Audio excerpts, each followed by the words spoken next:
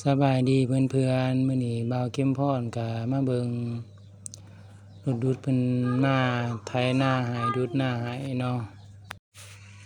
อัตราจ้างของเพิ่นก็1 เฮกตาร์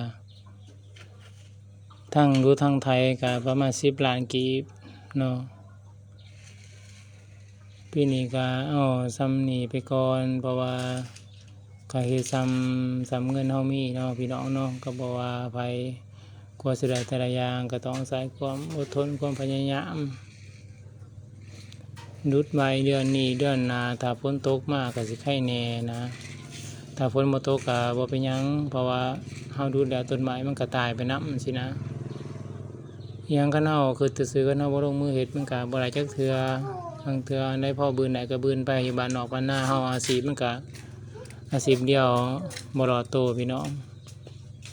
เฮ็ดนาแหน่ค้าขายนำแหน่อันใดพอขายได้ยืนใส่ครอบครัวก็เฮ็ดไปเนาะเพื่อความอยู่รอดเพราะว่าสมัยนี้เนาะเฮาเฮ็ดอิหยังเฮาก็ต้องมีการลงทุนอยู่แล้วเพราะว่าทุกอย่างต้องใช้เงินพี่น้องคันเฮาอยู่ซื่อๆไปนี่